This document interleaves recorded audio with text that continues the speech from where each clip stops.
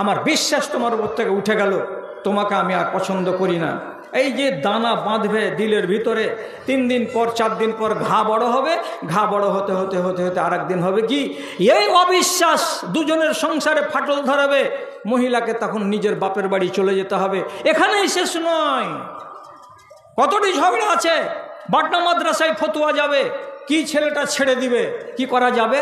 তো মোহর দিয়ে দিবে, তালাক দিয়ে দিবে, বাস হয়ে গেল। তখন কোর্টে যাবে, কোর্টে যেতে গেলে তাকে মাসে মাসে 7,000 টাকা করে টানতে হবে। কতদিন? যতদিন এই মেয়েটির বিয়ে না হবে।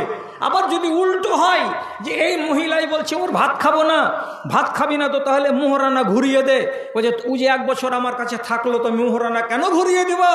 ঘুরিয়েও দিবেও না, খোলাও হবে না, সমাজ বসবে, লড়ালড়ি হবে, ফাসাদ হবে গ্রামের ভেতরে। কত জল কত দূর গড়িয়ে চলে যাবে, আপনি বুঝতে পারছেন? এই জন্য নবীজি আগেই সার্টিফিকেট দিয়ে বলেছেন, তোমাকে যদি লজ্জা না থাকে, অর্থাৎ তোমার পরিণাম কিছু ভয়ঙ্কর হতে পারে, এ কথার চিন্তা যদি মগজে না থাকে, তাহলে তোমার যেমন লাগে তাই করবা। মুখ পুড়ে যেতেও পারে, মুখ পুড়ে ছাই হয়ে যেতেও পারে। অতএব কি শিখলাম?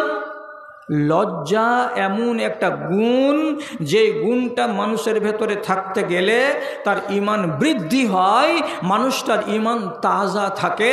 এবং এই ভালো গুণটার সঙ্গে আল্লাহও জড়িয়ে, এই ভালো গুণের সঙ্গে নবী জড়িয়ে, এই ভালো গুণের সঙ্গে সাহাবায়ে কেরাম জড়িয়ে, সবাই জড়িয়ে।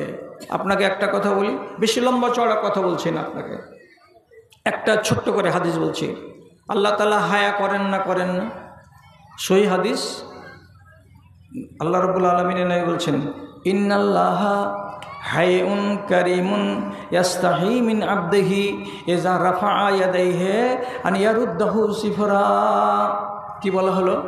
একটা বান্দা যদি সে নিজের মুসাল্লাতে বসে বসে এই রকম করে দুখানা হাতকে তুলে দিয়ে আল্লাহ রাব্বুল আলামিনের কাছে কিছু চাই, কিছু যদি দরখাস্ত করে, যেমন কোনগুলো দোয়া?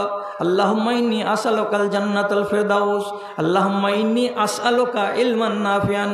এই আসআলুকা, আসআলুকা কিংবা রব্বানা, রব্বানা, এই যে রব্বানা রব্বানা বলে ডাকছে, কিংবা আসআলুকা, আসআলুকা, আয় আল্লাহ আমি তোমার কাছে চাইছি, আল্লাহ তোমার কাছে চাইছি, এই বলে কোনো বান্দা যদি নিজের হাত দুখানাকে তুলে দিয়ে আল্লাহ রাব্বুল আলামিনের কাছে কিছু চাই, তো নবীজি বলছেন, আমার আল্লাহ হলো অত্যন্ত লজ্জাশীল।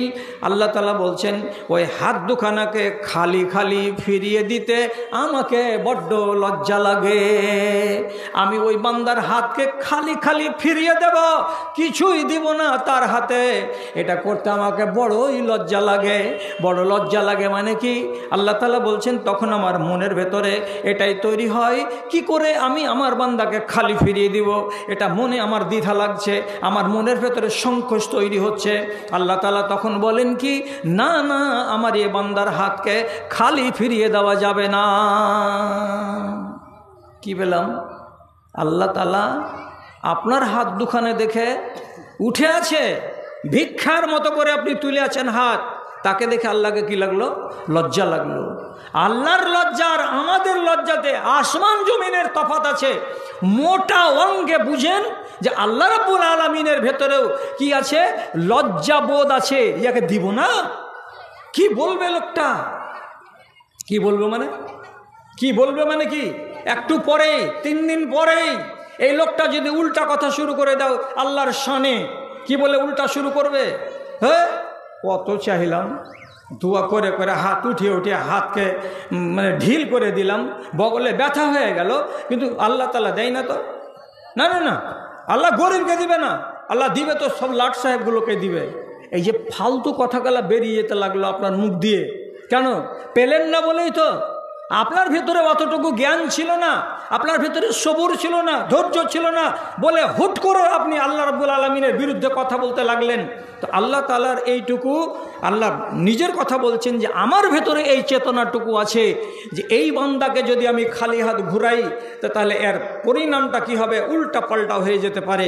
তাই আল্লাহ তাআলা বলছেন, আমাকে বড্ড হায়া লাগে, আমাকে বড্ড শরম লাগে, আমাকে বড্ড লজ্জা লাগে যে আমি লোকটাকে খালি হাত ফিরা